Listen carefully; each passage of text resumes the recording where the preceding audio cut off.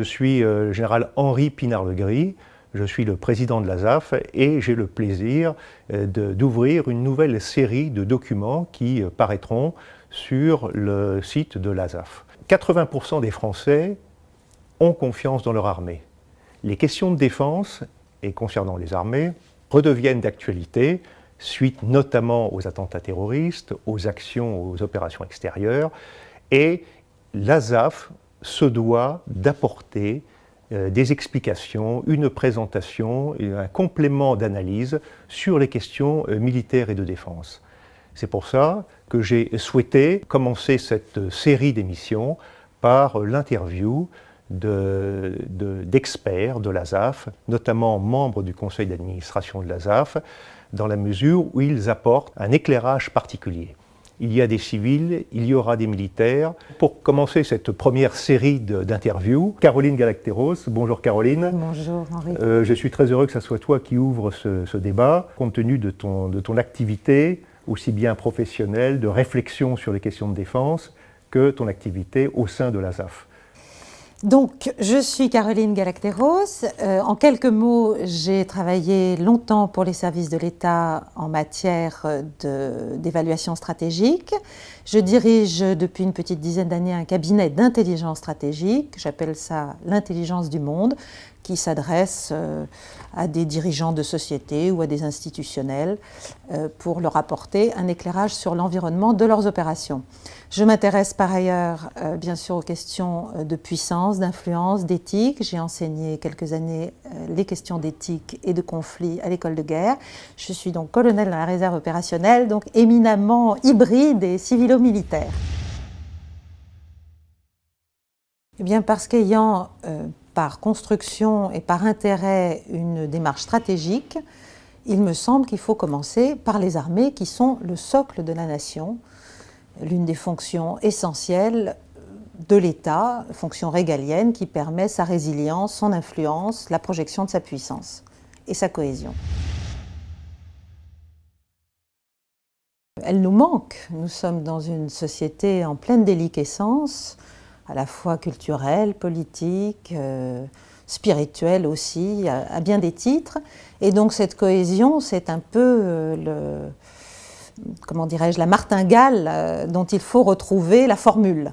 Et cette formule, eh bien pour moi, c'est un alliage assez particulier, fait de souveraineté, d'attachement à un certain nombre de valeurs que les armées me semblent bien incarner, et aussi tout cela en lien avec une forme de diversité culturelle qui est propre à la France et à bien d'autres pays, mais dont il faut savoir retrouver le bon dosage, le dosage optimal pour ne pas se dissoudre.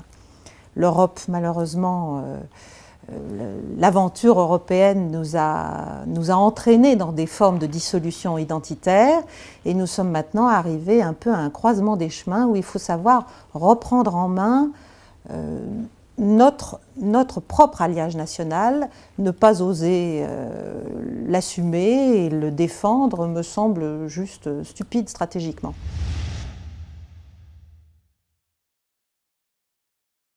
Eh bien, je pense que la société civile et les armées sont dans un rapport de dépendance très étroit, qu'elles ont quelque chose à s'apporter l'une l'autre. Du côté des armées, ça me semble assez évident. Les armées sont, pour moi, je l'ai écrit et déjà dit à plusieurs reprises, un sanctuaire de valeurs à la fois personnelles et collectives très précieux, qui se dissolvent justement au niveau civil, et on devrait s'inspirer beaucoup de ces valeurs-là pour rétablir à la fois notre lien national et notre résilience collective. Je pense voilà, au socle des valeurs militaires, la solidarité, le respect, la responsabilité, le dévouement, l'ambition, la volonté d'être quelque chose ensemble, quelque chose d'efficace et de puissant ensemble. Quant à ce que la société civile devrait comprendre de ces armées, eh bien c'est justement qu'elles lui sont précieuses et elles devraient, via la représentation nationale et via le politique en fait, le niveau politique, donner aux armées toute leur place, surtout dans la situation dramatique de menaces très forte qui est la nôtre aujourd'hui. Donc ça veut dire préserver le budget de la défense, l'augmenter, donner aux armées l'occasion de prouver leur efficacité, leur crédibilité par une affectation budgétaire suffisante. C'est une question difficile et un peu douloureuse parce qu'au stade actuel, bien sûr, il y a eu une vague d'attentats terroristes récemment sur le sol national, mais la France n'est pas que son sol national, justement, elle se projette à l'extérieur et sauvegarder la sécurité des Français en France, ça veut dire pouvoir être ailleurs de manière véritablement crédible, durable, soutenue, formée, équipée, suffisamment nombreuse. Bref, ça demande un certain nombre de choses. Donc la réalité à ce stade, pour moi, elle est encore problématique pour l'avenir de nos armées et pour l'avenir du pays, puisque ça va ensemble. Il faut arriver à réconcilier les notions de nation, de souveraineté, de territoire national et de population. Je suis assez pessimiste. Je pense que si le politique ne prend pas rapidement une option ambitieuse, sans avoir besoin tellement de la défendre, car elle semble évidente, considérant la situation sécuritaire mondiale et nationale, eh bien, nous aurons bientôt affaire à des menaces très directes et sans doute bien plus amples encore que celles que nous voyons aujourd'hui, en dépit de tous nos talents, de notre brio, de notre courage.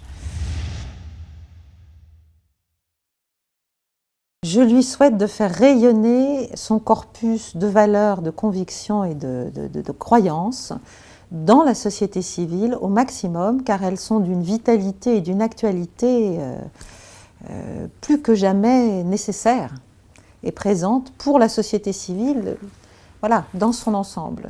Il faut arrêter de voir l'armée comme une excroissance coûteuse, un peu rétrograde, un peu vieillissante, quelque chose dont on a besoin de temps en temps, à moindre coût. Ça n'est pas du tout le cas. Ça peut être au contraire un ferment de cohésion nationale tout court, dans beaucoup de domaines. Merci Caroline pour cette analyse et cette franchise dans les réponses que tu as données. Merci aussi pour cet appel à une certaine ambition nationale. Et merci encore d'avoir insisté sur la notion de l'armée au cœur de la nation et je dirais même dans le cœur des Français.